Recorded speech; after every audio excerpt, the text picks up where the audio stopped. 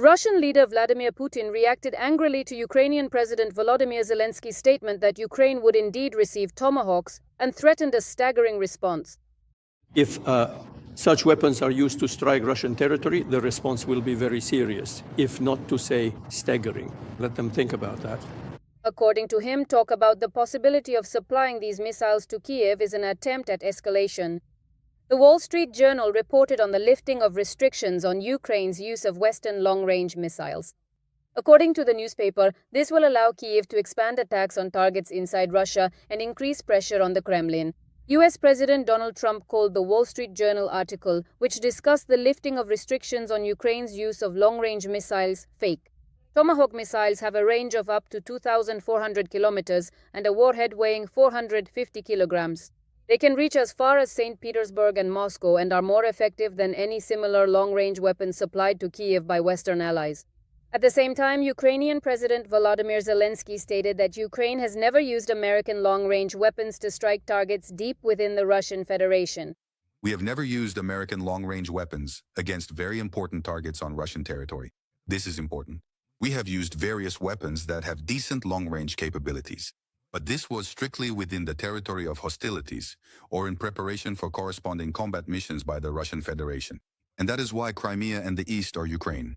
According to the president, Ukraine uses domestically produced long-range capabilities ranging from 150 to 3,000 kilometers.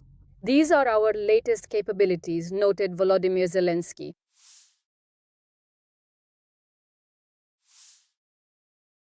Donald Trump decided to strengthen sanctions against Russia after the strike on a kindergarten in Kharkiv, CNN reports.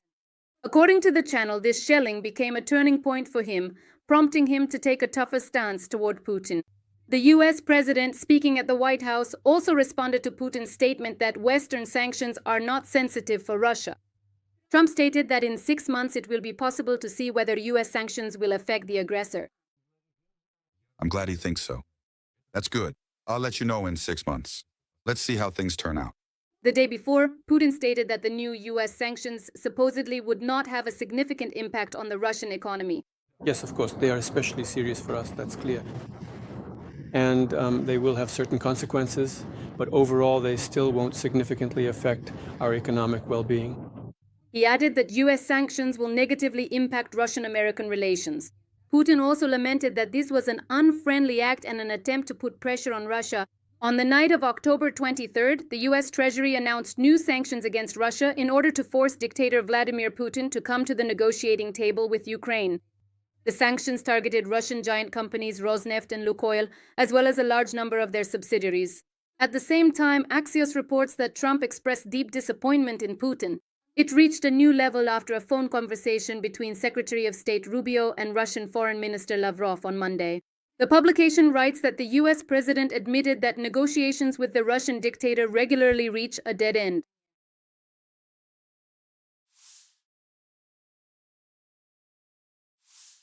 Drones attacked the Moscow region during the night of October 24. This is being reported by Russian public channels. The Moscow airports Domodedovo and Zhukovsky have been temporarily closed, according to Rosaviatsia. Moscow Mayor Sergei Sobyanin stated that Russian Defense Ministry air defense forces shot down 3 drones heading toward Moscow. Emergency service specialists are working at the site where the debris fell. In Krasnogorsk, Moscow region, a drone hit an apartment. The moment of the explosion was captured by a camera.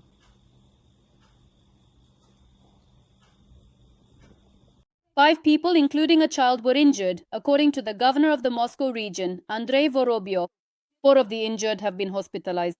The explosion damaged 2 apartments, as well as the entire stairwell with the elevator and lobby. In Krasnogorsk, as a result of a UAV attack, a residential building on Cosmonauts Boulevard was damaged. The drone flew into an apartment on the 14th floor.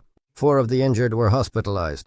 According to the Telegram channel Agency News, a branch of the Central Military Clinical Hospital, where participants in the invasion of Ukraine are treated, is located not far from this high-rise building. And 5 kilometers from this building, there is an optical plant that produces equipment for military vehicles and aviation. Residents of the Emerald Hills residential complex told the Russian Telegram channel Shod that they heard an explosion around 4 in the morning. The loud noise set off car alarms. Residents of the building ran outside. The entire courtyard on Cosmonauts Boulevard is littered with drone debris, glass, and part of the wall was blown out by the blast wave. Several cars were damaged by falling pieces of the facade. More than 70 people were evacuated from the entrance where the drone crashed. The Russian Ministry of Defense claimed that supposedly 111 Ukrainian UAVs were shot down overnight over the Russian Federation and the temporarily occupied Crimea. Later, they reported another 25 drones destroyed between 7 and 8 in the morning.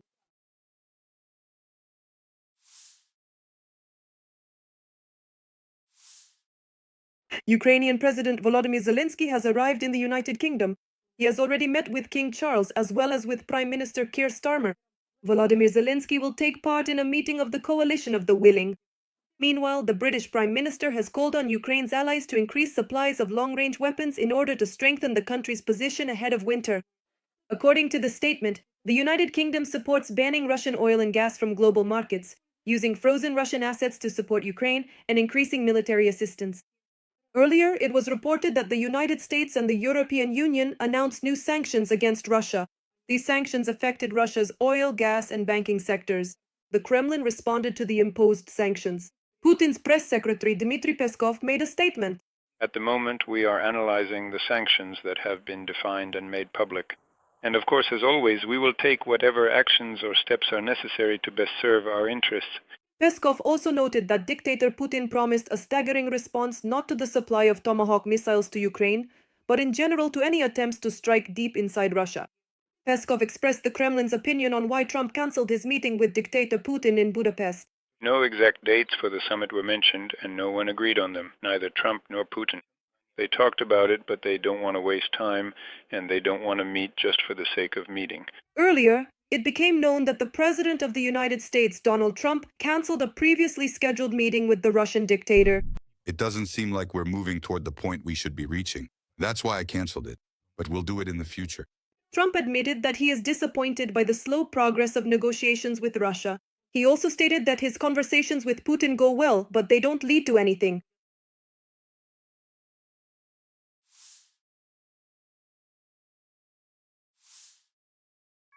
Kremlin Special Envoy Kirill Dmitriev has unexpectedly arrived in the United States for official talks with representatives of the Donald Trump administration. This was reported by CNN. The meeting is taking place just a few days after President Trump announced new tough sanctions against Russia, as well as against the backdrop of his decision to cancel the planned summit with Putin. According to sources, Dmitriev is expected to discuss further steps in bilateral relations between the US and Russia. He is known as a proponent of economic rapprochement between the two countries and has even previously proposed the creation of a symbolic Trump-Putin tunnel project between Alaska and Russia's Far East. On the night of October 23rd, the U.S. Department of the Treasury announced the imposition of sanctions against Rosneft and Lukoil. In addition to the Russian oil giants, the restrictions will affect 28 Rosneft subsidiaries and 6 Lukoil subsidiaries. Subsequently, it became known that Indian refineries plan to accelerate their move away from Russian oil. Another major buyer of Russian oil, China, has also announced a suspension of Russian oil purchases. Journalist Michael Naki stated that the new sanctions have shown Putin that continuing the war against Ukraine will not come without consequences. However, whether this will change his calculations remains unclear, but at the very least he should have already realized that his expectations regarding Trump have clearly not been fulfilled. Will he continue to behave in the same way?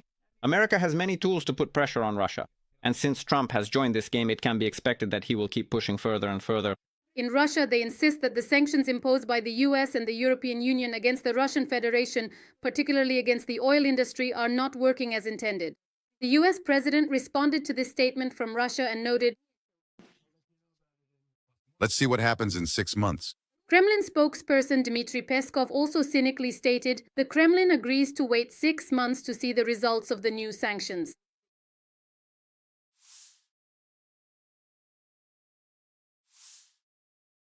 Production at Russian defense factories has begun to decline. According to the Moscow Times, the military-industrial complex has suffered a setback. According to Rosstat, for the first time since the start of the full-scale war against Ukraine, key industries linked to the military-industrial complex have stopped growing and have gone into decline. Production of metal products, one of the main segments of the defense industry, unexpectedly dropped in September. Mechanical engineering, which had been sustained by government contracts, has gone into the red. Analysts believe that the Russian Federation's defense industry is no longer driving the economy and has encountered a budget shortfall. This is already affecting the entire industrial sector, as the overall manufacturing index grew by only 0.04%, which is 8 times less than the previous month. Economists warn that if the budget continues to shrink, Russia's industry and economy will slow down even further. Meanwhile, Ukraine's ambassador to the US, Olga Stefanishina, stated that the US Senate is preparing to launch Russia Week, during which votes are planned on several key bills, including the use of frozen Russian assets to aid Ukraine. On October 23rd, the US Department of the Treasury already announced new sanctions against Russia in order to force the Russian dictator Vladimir Putin to sit down at the negotiating table with Ukraine. According to Bloomberg, the Indian company Reliance Industries purchased millions of barrels of oil from the Middle East and the US after American sanctions were imposed on 2 Russian producers. Meanwhile, the Kremlin insists that the sanctions will not work. The US president responded to this statement. Let's see what happens in 6 months. Putin's press secretary Dmitry Peskov stated that the Kremlin agrees to wait 6 months to see the results of the new sanctions.